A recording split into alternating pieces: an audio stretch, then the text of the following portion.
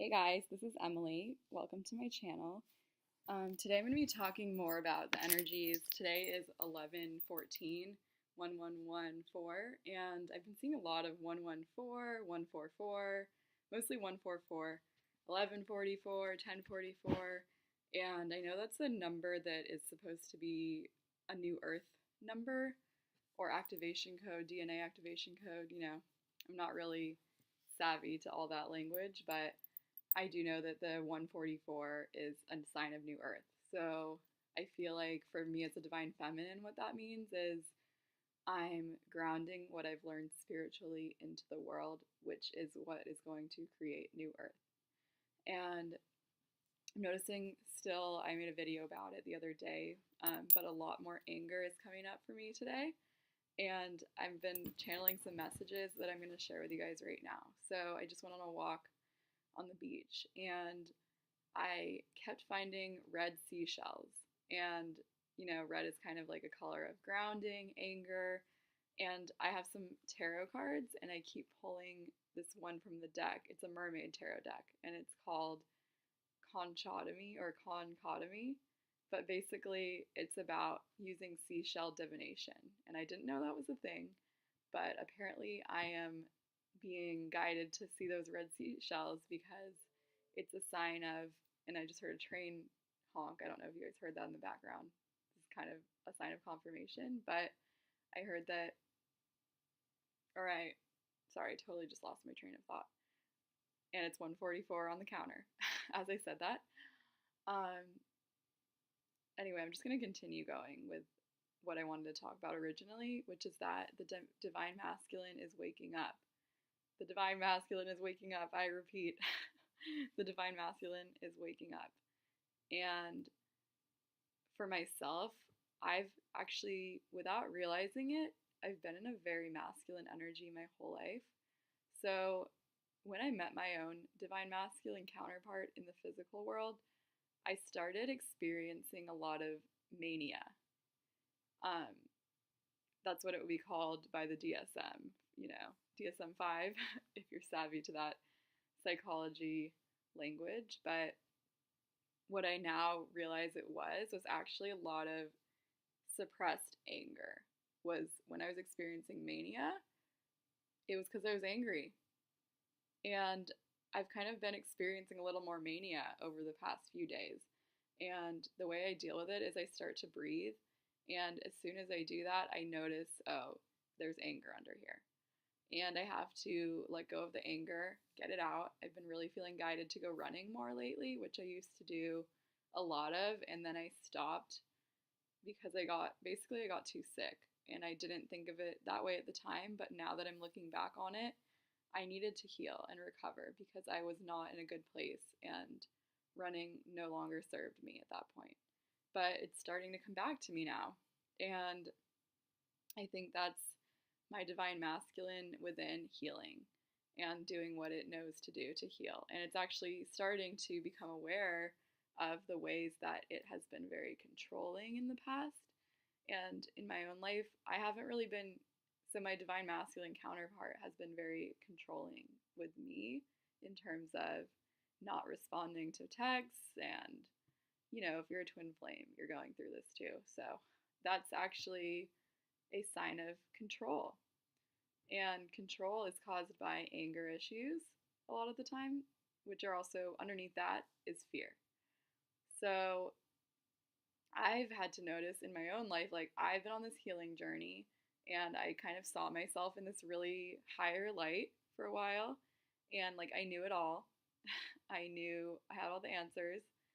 And it wasn't in a very confident way though, because underneath that facade of knowing it all was someone who was very not confident.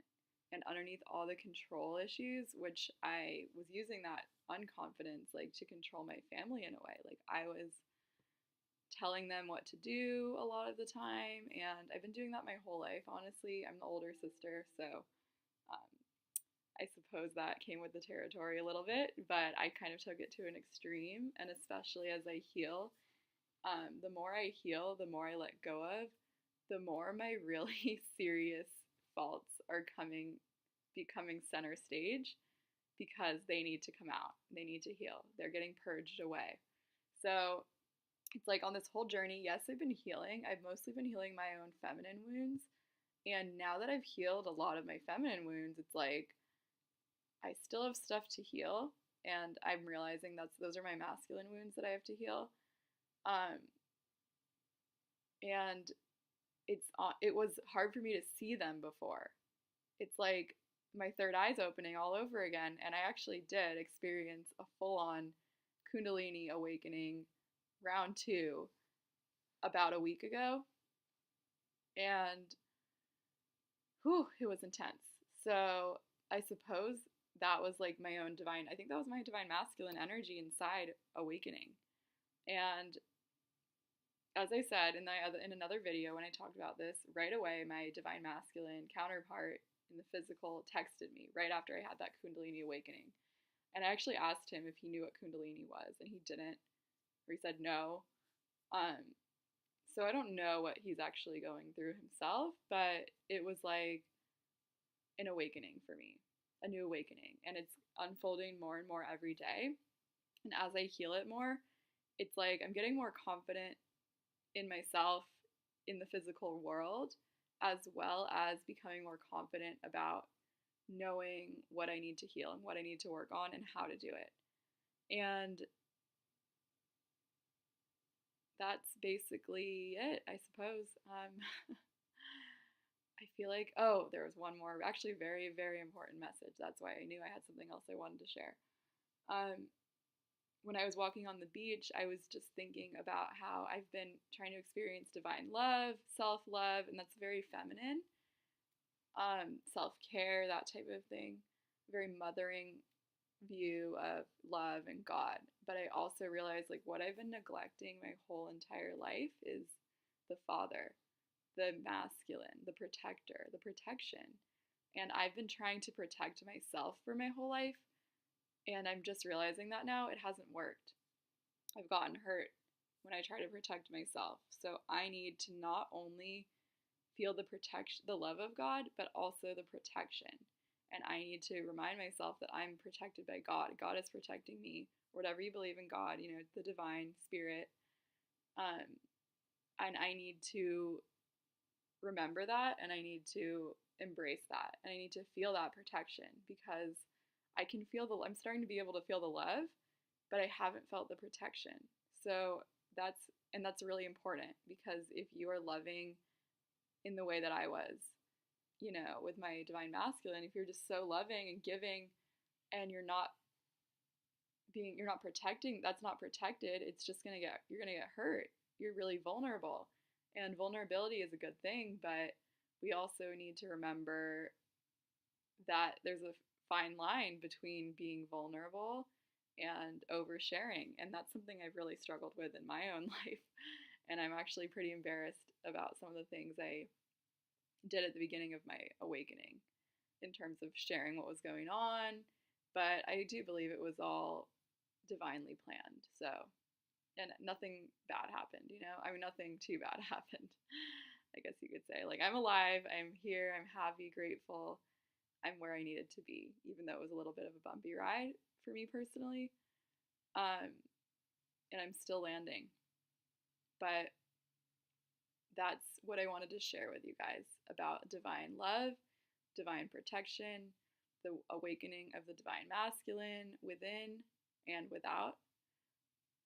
Anger, root chakra, really important. Stay grounded, open your heart, heal your sacral chakra, heal it all, you know. Yeah, I'm just going to close out now. So thanks a lot, guys, and I hope you have a good day.